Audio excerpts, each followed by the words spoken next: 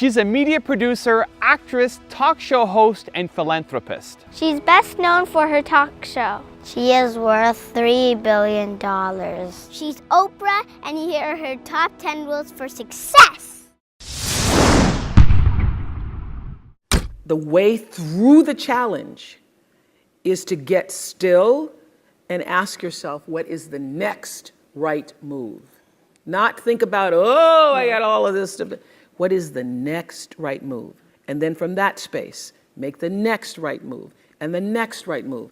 And not to be overwhelmed by it because you know your life is bigger than that one moment. You know you're not defined by what somebody says is a failure for you, because failure is just there to point you in a different direction. Nothing about my life is lucky. Nothing. A lot of grace, a lot of blessings, a lot of divine order, but I don't believe in luck. For me, luck is preparation meeting the moment of opportunity.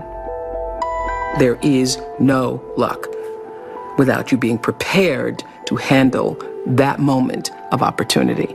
And so what I would say for myself is that because of my hand and a force greater than my own, I have been prepared in ways that I didn't even know I was being prepared for. And the truth is, for me and for every person, every single thing that has ever happened in your life is preparing you for the moment that is to come. You don't have to hold yourself hostage to who you used to be or anything you ever used to do. Because who has lived and hasn't made mistakes? When I think about my 20s and what a foolish girl I was and how I would give over my power to men who really didn't mean me well, but now I hold no grudges against them either, because I realized I'm the one who gave over the power because I didn't know any better. And now that I know better, I know I don't have to do that again. It's one of the most powerful lessons any of us can ever know. I say to my girls all of the time that your real work is to figure out where your power base is and to work on the alignment of your personality, your gifts that you have to give, with the real reason why you're here. That's the number one thing you have to do, is to work on yourself and to fill yourself up and keep your cup full. Keep yourself full. Now, I used to be afraid of that. I used to be afraid, particularly from people who say, oh, she's so full of herself. She's so full of herself. And now I embrace it. I consider it a compliment that I am full of myself. Because you only when you're full, I'm overflowing, my cup runneth over. I have so much to offer and so much to give. And I am not afraid of honoring myself. You know, it's miraculous when you think about it. And I would say to my team, well, doesn't matter, because every season somebody else was coming out. One talk show, two talk shows, three talk shows. There have been over 100 talk shows since we started. But every time I would feel like, all right, got to step up our game, got to step up our game. The way you step up your game is not to worry about the other guy in any situation, because you can't control the other guy. You cannot control the other guy. You only have control over yourself. So it's like running a race. The energy that it takes to look back and see where the other guys are takes energy away from you. And if they're too close, it scares you. So that's what I would say to my team all the time. Don't waste your time in the race looking back to see where the other guy is or what the other guy is doing. It's not about the other guy. It's about what can you do. You just need to run that race as hard as you can. You need to give it everything you've got all the time for yourself. My grandmother was a maid. That's all she ever knew. The only real expectation she held for me was that I would one day become a maid and, in her words, have some good white folks, meaning people who would not speak negatively about me, who would allow me to take food home, who would be good to me, would treat me with some level of dignity and respect. That was my grandmother's dream for me. But I had another dream for myself, another, more than a dream. I had a belief for myself. And I remember watching her hang out clothes on a line one day and say to me, "You have to watch me, Oprah Gail, because one day you'll have to do this for yourself." And knowing inside myself that that was not going to be my life. Don't know how I knew it, other than that thing that we all have, intuition or an instinct that said, no, this will not be my life. But because I sensed that and was connected to that, and I remember it was a very still moment.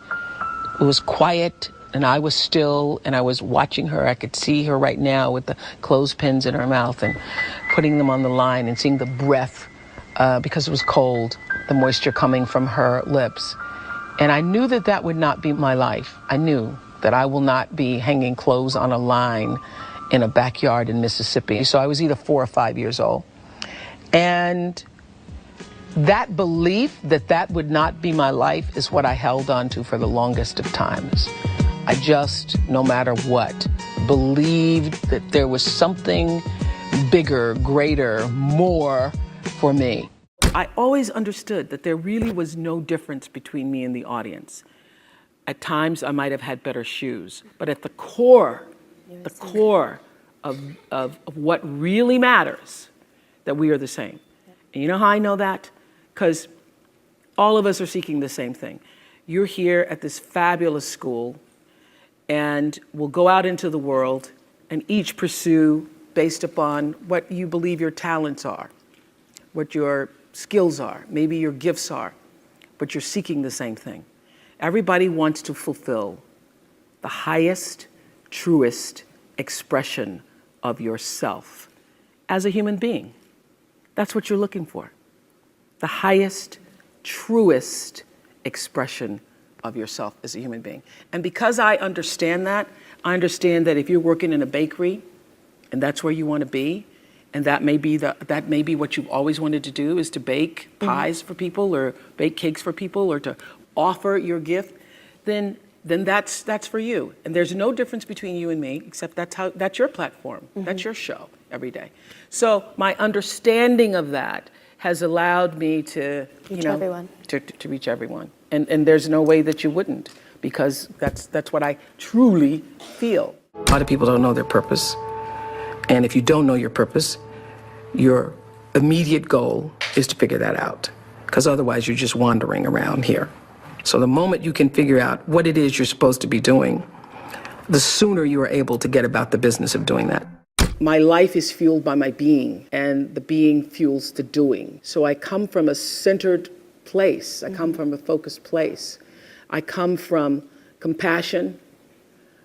It's just my nature. I come from a willingness to understand and to be understood. Right. And I come from wanting to connect. I mean, the secret of that show for 25 years is that people could see themselves in me. All over the world, they could see themselves in me. And even as I became more and more financially successful, which was a big surprise to me, I was like, oh my God, this is so exciting. You mean you got more than that 30,000? I got more than 30,000 by the time I was 30. But what I realized is, through the whole process, because I'm grounded in my own self, that although I could have more shoes, my feet stayed on the ground, although I was wearing better shoes. These are kind of cute today, too. So I could keep my feet on the ground, even though I could get more shoes.